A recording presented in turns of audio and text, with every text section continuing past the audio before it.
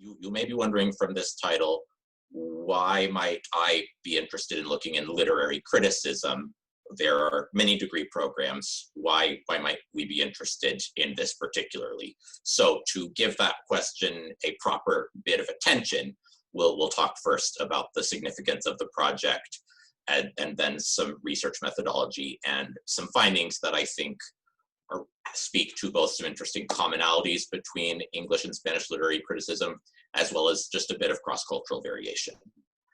And so, by way of just a bit of research or reflexivity of how I became interested in this topic, my undergraduate degree is in Spanish language and literature, and I also took a good number of literature classes at the master's level as well in Spanish. And so through all of this, I noticed that regardless of what you personally aim to do with the Spanish language, the way it's set up in many Spanish degree programs in the United States is you'll need at some point to write a reasonably compelling analysis of Spanish language works of literature.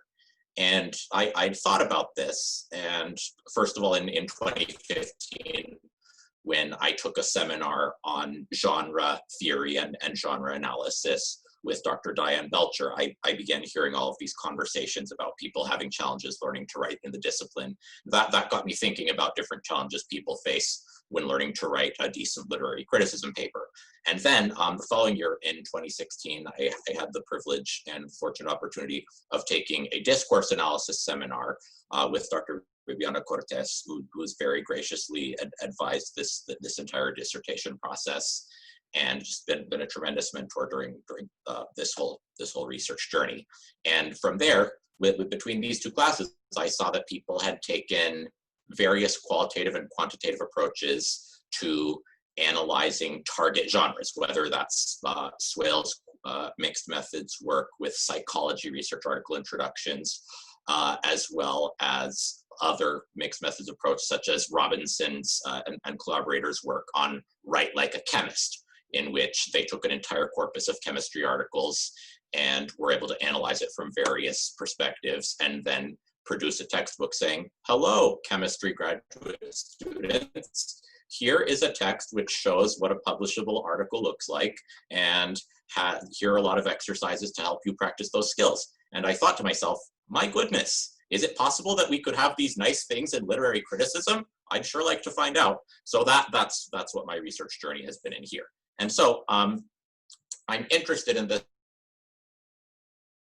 Franco Mano in an address to the governing body of teachers at all levels, said that graduate students in Spanish need to become equally competent, both language instruction and humanities scholarship.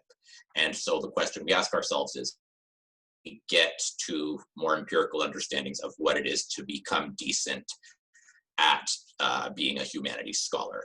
And so that's say a faculty perspective on the degree program. Now, Һртл and Dave, rather interesting bit of research to talk about literature, in which out some questionnaires to undergraduate Spanish majors and Spanish professors, the professors in Spanish departments at United States universities, and they found two interesting trends.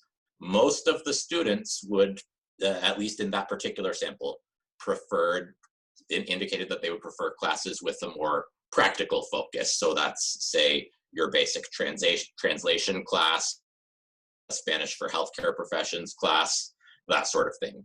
Whereas most of the faculty members indicated that they would prefer to offer a class more often than any other, which there are rationales for teaching more literature courses, such as the chance to open more higher level discussions and that sort of things. One of the 21st century foreign language learning standards in the United States talks about how, by ACTFL, talks about how, for example, you should be able to access perspectives that aren't available in your first language when you're studying a second language. So there are rationales for that. So in the midst of all of this debate, what I'm looking at is how to infuse these corpus and genre-assisted pedagogical methods that have helped out other professions in order to see, well, what can we do for students in literary criticism who at least for the moment, need to be doing well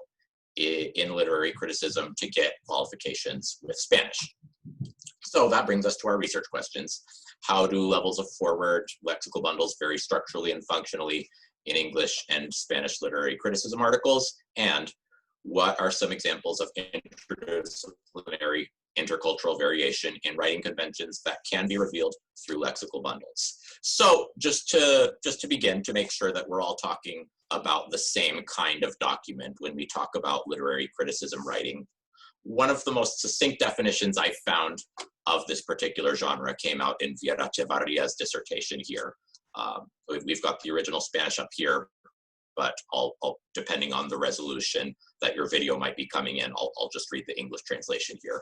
In literature, the development of an argument is constructed as the space in which one discusses the analysis of the text or social process and aims to defend an argument, usually via the presentation of examples from the literary text analyzed or via presentations of quotes from renowned literary critics. So just to give you an example of what that looks like, perhaps you've seen an article of this sort before. In 1977, a decent example of this that we can point to with a story that at least many of us have heard of compared to other stories, is Elms in 1977 put forth 4 interpretations of the story of Goldilocks and the 3 Bears, which I believe in Portuguese is Caixinhos Dourados e os Três Ossos, or something to that effect, or if you're a Spanish-speaking listener, Ricitos de Oro, and in which, so for example, yes, the plot is, of course, that Goldilocks, small child, goes into a house and tries out the chair, the porridge of the mother bear, then the father bear, then the child bear. So Elms in 1977's interpretation is that there's a few.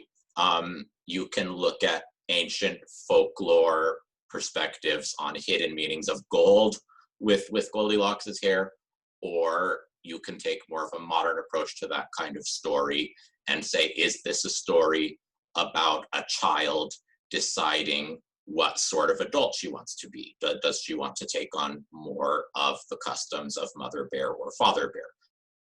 And, but of course, more recently in the field, we've seen more of an approach toward social issues portrayed in different kinds of narratives and what exactly we can do about those based on what you see, both in the novel and in society that you're analyzing. So regarding different research that we do have that at least stands a chance of doing something about the teaching of literary criticism, we've got some interesting things. For example, in the early 90s, Friedman suggested that possibly in an initial forum piece, that possibly teaching all of the features of a genre to students may not be a full thing, because children can generally learn to write a past tense narrative without explicit instruction. And that may be enough to get students immersed. Meanwhile, Fahnestock hops in to the forum shortly after that and says, well, lawyers have to learn all sorts of genres that are quite alien to any regular human conversational or text type. You know, the amicus brief, citing past legal codes, looking at exactly how laws are written. And so with that example, then Friedman suggested, well, okay, maybe with empirical data, there are some things we can teach. So Fahnestock, being personally invested in empirical data from literary criticism, worked with topoi, which are a rather interesting heuristic. There's, depending on which study you look at, there's between 6 to 8 of them. A topos is, the singular form, is basically a place from which you argue in a text. It comes from the Greek word meaning place. So the topos, familiar to many of us in applied linguistics, is probably, that's instantly familiar, is probably what Fahnestock would call the topos, in which somebody says, for example, this past scholar was mistaken, and here's why, and here's what I argue, which, as you may imagine, is rather similar to the 𝗬𝗟lesian tradition's move to statement in research article introductions, indicating a gap. And this is interesting regarding what we can do empirically, because Wilder and Wolf, they took these topoi, and in their control group, they had some senior level literary criticism students just write papers as is without all that much training, and then submit those papers to independent raters. And their experimental group, they taught about topoi. I think, yes, Wilder and Wolf oversaw, I think, some development of materials about the teaching of topoi and had those deployed in the class. And the independent raters said that the students who knew about topoi wrote better papers. Now, it wasn't any papers in the sample, but it's interesting as a point of discussion. Then, with regards to what else we know about literary criticism writing so far, MacDonald found that literary criticism and history writing, they'll tend to have more phenomenal subject nouns as the nouns of subject. So, for example, Goldilocks wandered into the house. That would be a phenomenal sentence subject. Whereas an epistemic sentence subject noun, so phenomenal is, persons, places, or things. Epistemic subject nouns, those are usually research or other sorts of scholarly ideas or citing past scholars. So the phenomenal subject noun wandered into the house. An epistemic way of saying the same thing, scholar argues that Goldilocks wandering into the house is a reflection of a larger aspect of the human condition. So literary criticism and history articles have more phenomenal subject nouns, but psychology and potentially other social sciences, they may have more epistemic subject nouns. Then we've got a whole host of syntactic level studies here. Perhaps not a whole host, but something close to it. Soto et al., for example, compared a very interesting metric. And if you're new to learning about different kinds of writing and discipline in the disciplines, I'd recommend this article here, which we can go to in the bibliography after if you want. Very simple metric that shows pretty clearly what difference in writing is in different disciplines. They looked at the noun to verb ratio being in different disciplines. So, for example, they found that if you just count the amount of verbs in different texts, you get such as in a scientific text in Spanish, you get something like 80% nouns, 20% verbs, disregarding any other syntactic category. So for about every 4 nouns, there's 1 verb.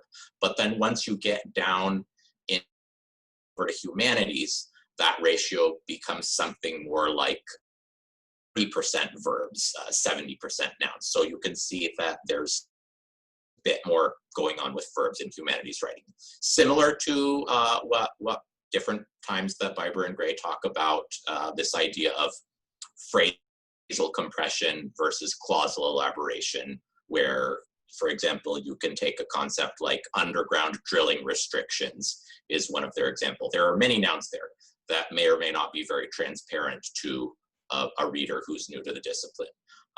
You could express the same concept, for example, by saying rules that restrict underground drilling. That would be more transparent to a reader.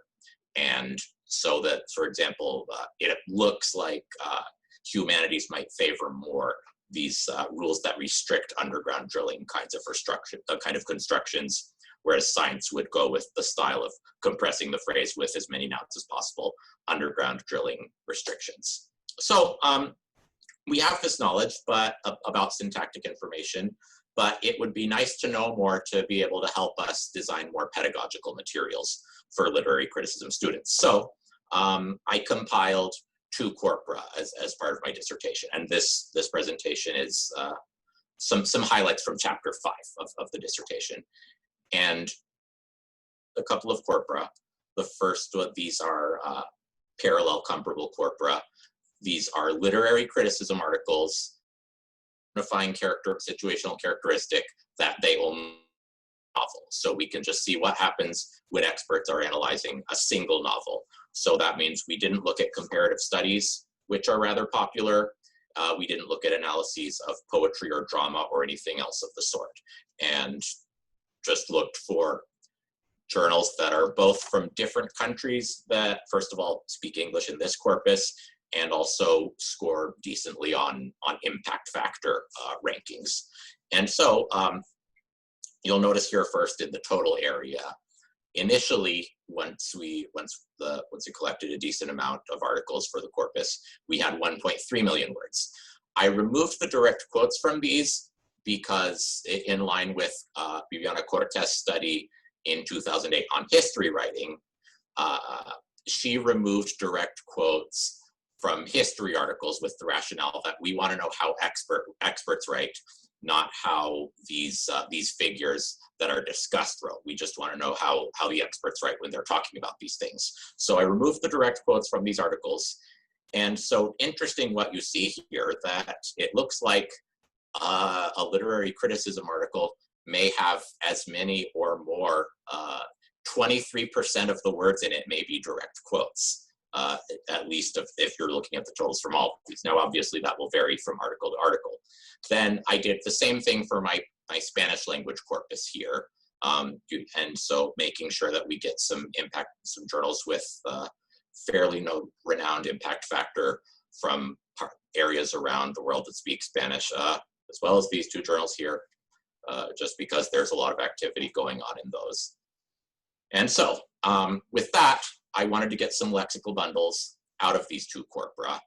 And so just to kind of reiterate, if you happened to see Viviana Cortés' excellent session a couple of weeks ago, and also Dr. Bocorny's great session a couple of weeks ago on lexical bundles, just as a refresher, we defined them here as n-grams of 3 or more words that, so if you're working with 4-word bundles, they need to occur at least 20 times per million words and in 5 or more texts. And so a leitmotif, let's say, of lexical bundles studies in English looks at both novice lexical bundles and how they're used in novice and expert writing. So perhaps that's writing by, undergraduate students, as well as writing by experts in the field, writing academic articles and that sort of thing. For our Spanish lexical bundle studies, we have, for the moment, some work on how primarily experts or people in conversations use those. So first of all, I used AntConc by Lawrence Anthony to generate. And so looking for my 4-word bundles that I analyzed, at least 20 times in the corpus, occurring in 5 texts at least. And 5-word lexical bundle is half as frequent generally. And so if 5-word lexical bundle, that cutoff frequency was 10 times per million words. So once I had in these two categories, I used TAG-ANT by Lawrence Anthony to help me with a structural analysis that'll help give you some syntactic tags for whatever text you're looking at. So what TAG-ANT will do, if you use it to help you, for example, is if you give it the meaning of it might give you, say, determiner, noun, preposition, determiner. And you'll need to check it manually in different places, of course, at least get you a good start for you to ascertain later. And so from there, I did a structural lexical bundle analysis, seeing what kinds of patterns in both languages. Then after that, I did a functional lexical bundle analysis. This is a technique used in Biber and Collaborators 2004, as well as Tracy Ventura and Collaborators 2007, in which you see what the function is exactly of a lexical bundle, how it's used, how that function might be useful to learners. And so first of all, for my functional analysis, I just took the bundles that came out from my AntConc query and cross-referenced them with how these scholars had categorized theirs. And anything that was new, I generally followed a couple of syntactic patterns and a couple of other possible clues to see what exactly could be construed as similar in function. Like new stance bundles that I found, looking at the definition, okay, opinion, so if it looks like it's expressing opinion in context, classified as stance. Or generally, the majority of prepositional phrase bundles, starting prepositional phrase, you can notice at least, have a tendency at least to be either a tangible or intangible framing attribute. So those were the kinds of aids I used to classify. There's a lot, but the two that are most important for this presentation are the time, so referring to time or place, and the stance bundles, which express stance or opinion toward a matter. So an example of time event might be at the time of, or stance, the fact that the. Of course, we also in Spanish ended up with syntactic building blocks, so structural only, and 𝗧𝗃𝗃, as you may have heard discussed in 𝗵𝗗𝗃𝗃𝗃's presentation a couple of weeks ago. Phenomenon of look at these in Spanish. Regarding our results, there's a lot we can talk about here. I'd just like to use these charts to quickly communicate generally what we found. You see, for example, a generally even concentration of verbs between English and Spanish. Still fairly comparable prepositional phrase bundles in both languages, but then Spanish tends to have a few more noun phrase bundles than English. Then adverbial phrase bundles, those were Spanish, primarily Spanish language phenomenon. Quantity specification, an English language phenomenon.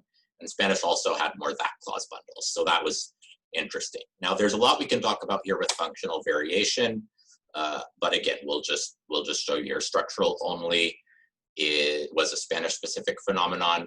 We've got a fairly even balance between place, institution, referential, and time event bundles, but slightly more in the types that you would find in stance bundles that are used in English. And so to just give an idea of what this means, if you're really looking at how this plays out in an article, let's talk about some things that we have in common in the both languages. So with time event bundles, right, their function is generally to situate some kind of segment of discourse in time. Now we see here these two equivalent bundles, al final de la novela, which we got from the Spanish set, a 5-word bundle, and by the end of the novel, which is a 6-word bundle that was found in the English data set. So here in the Spanish language example, and I'll just read the English example in case the resolution on your video isn't coming out quite legible for this text. At the end of the novel, or al final de la novela, the protagonist is seen as the faithful dog of his abandoned town. So we're talking about something at the end of the novel. And same thing here in this sentence from the English corpus. Oscar discovers that the key was not meant for him, but was mistakenly left inside the vase. And so it's not just an end of the novel question. We also see similar things playing out at the beginning of novels in both languages. So en la primera parte de 𝗟𝗃𝗃𝗃 adentro, so that's the title of a novel. So in the first part, Raphael shows little conscious understanding of his journey. And similarly, in the English bundle set, we've got in the first half of the novel, man's depiction of the duchy hovers between reactionary conservatism and radical critique. These findings interest me because Vieira Echevarria found in the dissertation and subsequent book chapter, which is out there in English, if your reading skills in English come more easily to you than those in Spanish.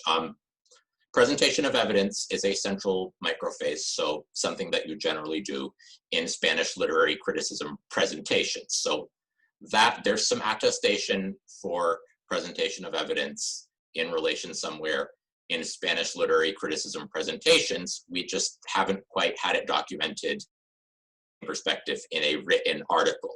So seeing this happen here with these time event bundles helps us understand more of what it is we're dealing with in Spanish literary criticism presentations. Now, as for differences, we've seen some rather interesting differences here with our stance bundle, English and the Spanish corpora. We'll just, to put this in perspective, Perales Escudero they examined abstracts in the applied linguistics journal Ibérica. And they found that, so articles in that journal will have an English language abstract and a Spanish language abstract for the same article.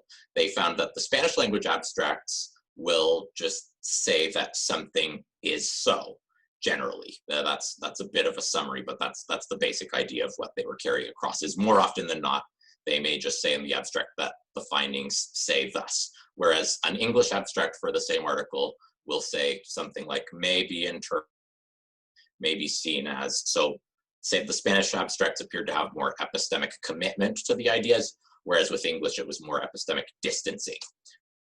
In Spanish, we've got this lexical bundle here, no es más que, which one suggested translation for it was can only be, or maybe is little more than, is no more than. So here in this example from the Spanish corpus, we've got the interruption in the first part, can only be or is no more than Garcia Madero's experience transcribed. Sina's hazardous biography can only be, or no es más que, is no more than, the fable segregated by an old city of experiences. So we're putting forward disciplinary inferences here. Similarly, in English, you've got what appears to be an equivalent here, can be read as. So Welcome to Hard Times can be read as a Western which portrays the suffering of a pioneering community, or here in example 8, Sapphire's that women must push back against violence can be read as a call for women to rally against gender-based violence. So you see what's in common here is that the literary scholar is making a rather high-level interpretation and using a forward phrase to do so, to put that forth. But the variable that appears to be different is more epistemic commitment here in Spanish discourse, and a bit more epistemic distancing from the English language example. And so I also want to go ahead and just put all this in perspective. It's not to say that these findings that I'm putting forth here happen to some grandiose extent here. First of all, in my corpus, with lexical bundles of 4 words or more, those comprise, in my Spanish corpus, an average of only about 3.6% of the prose in a Spanish text, or 1.4% of the prose in an English text. And no es más que had only 30 tokens, can be read as, and its apparent counterpart can be seen as combined, have only 66 tokens. So it's not to say that every article in either corpus even does this, but it appears to be a pattern that warrants more attention by future scholars. So in conclusion, it looks like time event bundles aid in presenting evidence, and we found some cross-cultural variation instance bundles, and future studies should examine, it looks like based on what we found here, that future studies should examine the importance of formulaic phrases in the disciplines such as may be read as or can be read as, and their linkage to communicative purposes, which a couple of weeks ago, Viviana Cortez suggested that any of us in this community looking at lexical bundles should dig more deeply into in areas that interest us. It would also be interesting, say, to look into a question such as, well, what do literary scholars face when they're trying to publish from language backgrounds? For example, say if someone were to submit a journal article to a Spanish language journal with more epistemic distancing than epistemic commitment, would they get a revise and resubmit, saying be more committed to your ideas? And would that happen to the same extent that, say, someone writing with more epistemic commitment to an English language journal, would they get letters back to the same extent that say, you need to do more epistemic distancing? So that would be, those would, I think, pose some interesting areas for future inquiry in this area. And with that, I would just once again like to thank all of you for being here, and